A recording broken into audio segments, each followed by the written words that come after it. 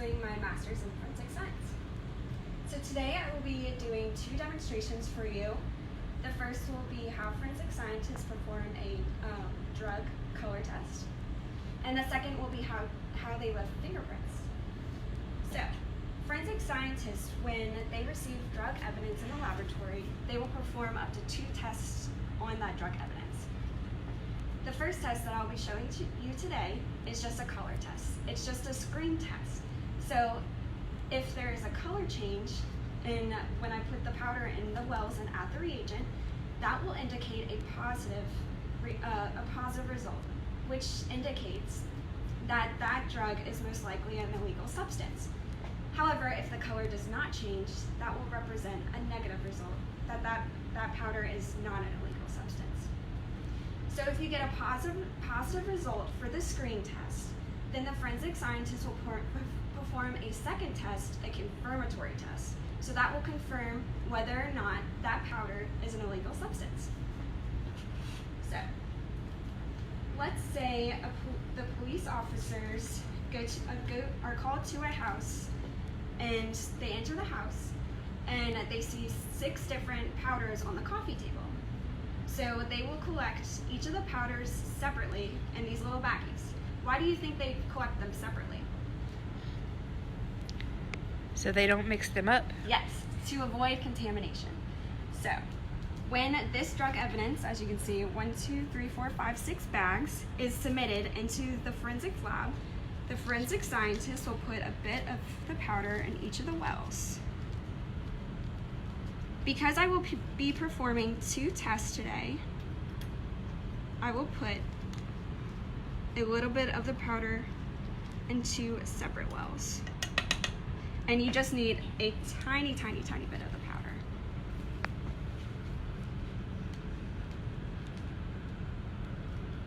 And then to avoid contamination on the forensic scientist's end, I'm not going to put the same side of the spatula that I used to retrieve one powder inside of another bag.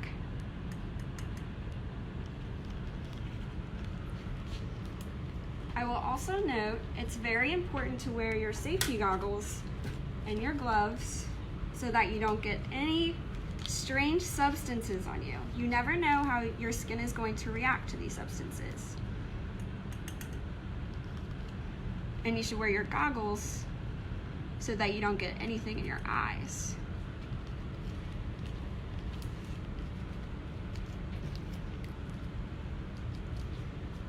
So like I said, for the drug screen test, it's just a color test. So these white powders, when I add a blue liquid to it, will change colors if it is an illegal substance. So the first test will be with the Scots Reagent that is used to detect cocaine. So when I add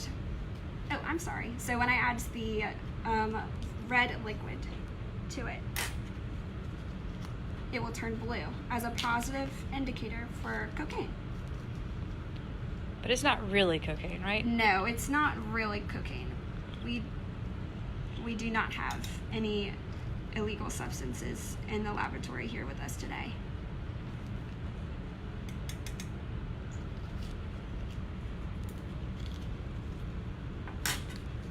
And then last but not least, number 6.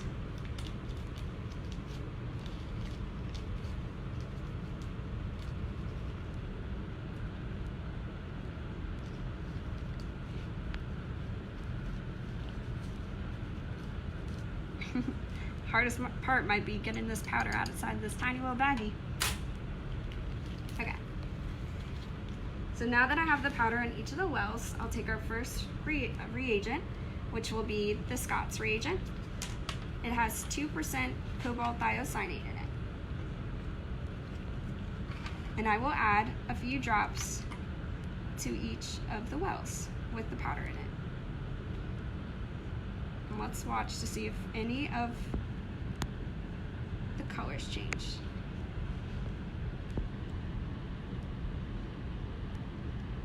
Not yet so far.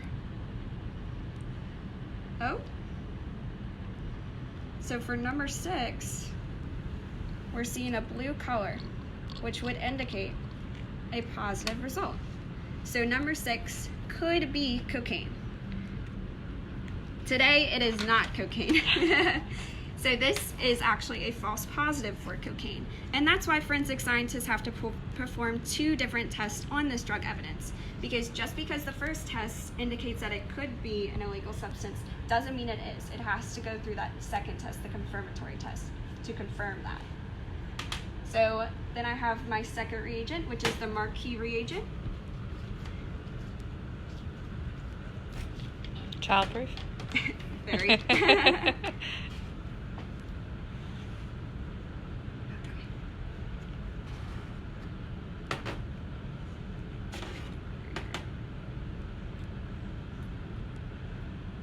And this has concentrated sulfuric acid and some drops of formaldehyde.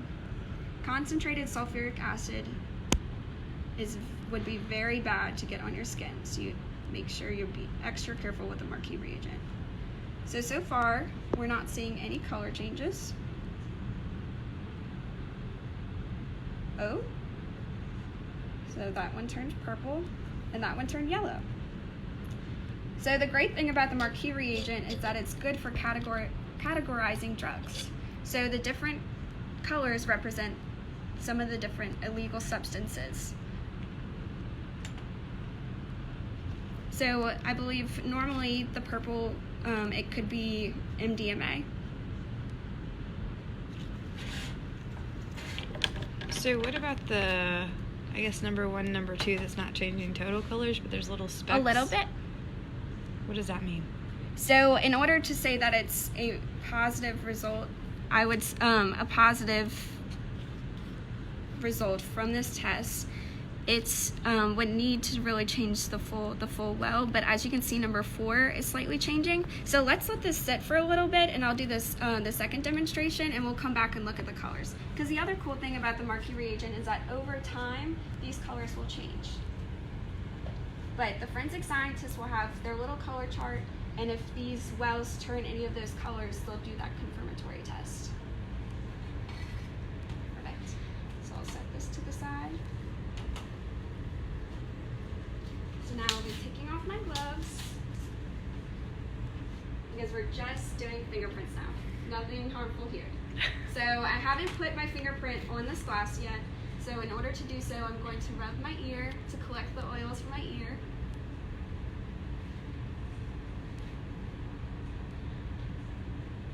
And then I'm going to gently press my finger on this beaker.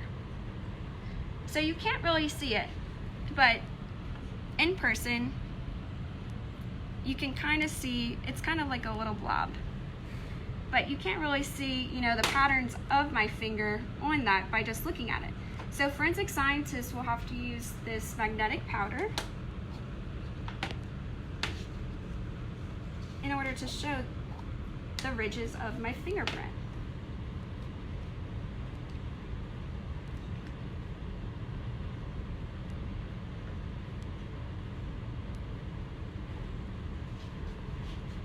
And they're just going to gently rub the pen on the fingerprint.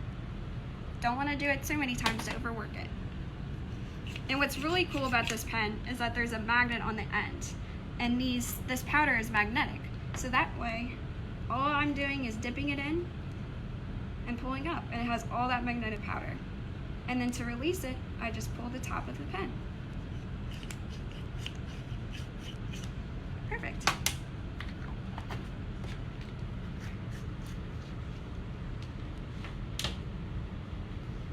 So now, to get the fingerprint off of the glass, the forensic scientist will take this special tape, but it can just be normal tape. This is just special forensics tape.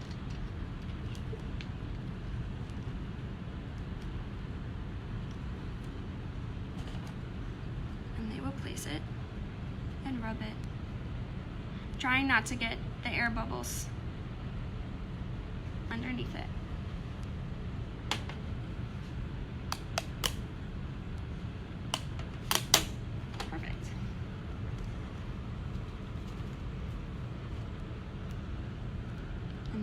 place it on a white piece of paper. And now you can see the ridges of my fingerprint.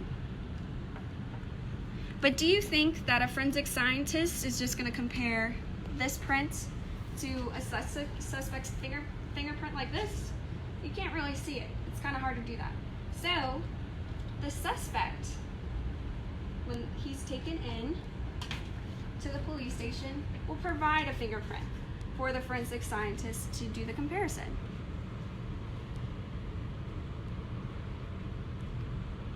And they'll rub the ink on it. And it's very important to roll your fingerprint.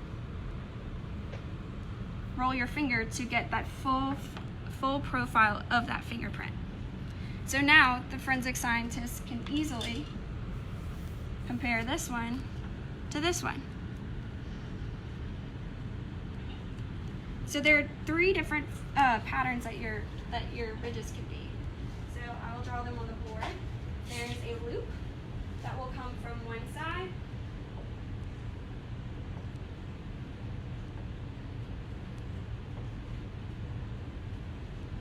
And exit the other. And the loop actually forms this little triangle right here that's called a delta. And then a whirl is kind of exactly what you would expect it to be. It's little swirls.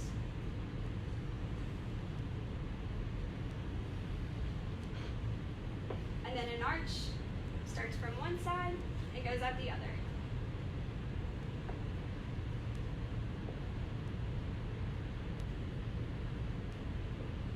Just like that. So why don't you take a second to look at your fingers and see if you can tell which pattern it is. So arches are actually pretty rare, and I, oddly enough, have a lot of arches. So I have one loop, an arch, a loop, and a loop. And I think the last thing that we will do is come look at these chemicals. And we have Russell County High School. LaTanya Walker is on. So say hi, LaTanya. Hi.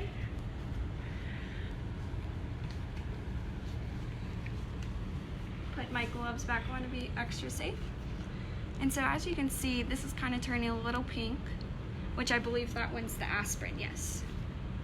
And then this is turning a little bit yellow, and that one's the ibuprofen. And then which one's the purple one? Is that the one that's cocaine but not cocaine? So that one, so the purple is an indication of like MDMA, but it's actually guaifenesin. Okay, and then the yellow. The yellow is diphenhydramine. And that's all I have for you today. Do you have any questions?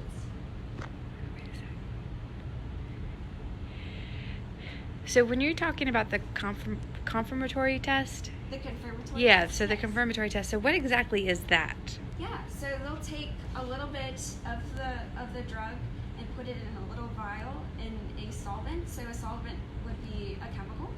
And they'll put that on an instrument, and they'll run it through the instrument, and the instrument will tell them, yes, it is drugs, or no, it is not. Okay. And that's the final test to determine for sure? Test, okay. Yes. And then the forensic scientists will build a report. So they'll include what they did for the color test, everything that they used in the color test, the results of the color test, whether they were positive or negative, and then they'll also include the confirmatory results, that whether the instrument said yes or no. Okay. So how long does this whole process generally take? So starting with doing this and then doing the secondary testing, what's the timeline? Do you know? So this is relatively quick, the color test. It would take about as much time as it took me just now. But it kind of depends on how many drugs that they're analyzing, so how much evidence they're analyzing at one time. So if for that day they have to analyze 24 drugs with the color test, it would take a lot longer. And then for the confirmatory test, it's not like they're running one drug at a time through the instrument, it's multiple. And they're, most of the instruments are automated now, so it's kind of like you program the instrument, and then you put your vials all in the instrument, and then it automatically will take a little bit of your drug and run it through the instrument. And so you can do, they call it a batch size, so they could do a batch size of 24. It's going to take a few hours. But the great thing is that you can walk away from the instrument and kind of do other stuff that you need to do as a forensic scientist, and then come back, and then all your results are right there. You just have to go through and look at all of them, and then put in your report. So how much longer do you have with your program? So I have another semester after this semester. So I graduate in May of 2020. And then what are you going to do after that? So I'm currently applying for federal jobs, but if I don't get any of those, I'll probably work for the state, but I'm not sure which state yet. And then, so what is Camp CSI Birmingham on your shirt? So Camp CSI is a week camp. I believe you spend from 8 a.m. to about 4 or 5 p.m. doing all different kinds of forensic science experiments. So they'll have forensic biology, they'll have drug chemistry, as I just did today, they'll have fingerprints, which would be latent prints. They even did some cool stuff with bugs this year. They have a wide variety of experiments that you'll do. And one of our professors here, Dr. Linville, he comes up with this whole case. So you work a case from the beginning all the way until the end, so you know who you have your suspects, but you know who the perpetrator really is by the end. It's very cool. And I believe they do that for 2 weeks during the summer. So now, if someone is interested in going into forensic science, what kind of undergraduate degree? What's your undergrad degree in? Yes, so my undergraduate degree is in chemistry. I would recommend going in chemistry or biology, and that will give you a great foundation if you want to become a forensic scientist. And you don't have to get your master's to become a forensic scientist. You could just get your undergraduate degree in chemistry or biology. But if you want to go the extra mile and get your master's, it's about a 2-year program. Well, thank you very much, Sarah. And y'all don't forget, we'll have another one in 2 weeks, same day, 10 a.m. Bye. Bye.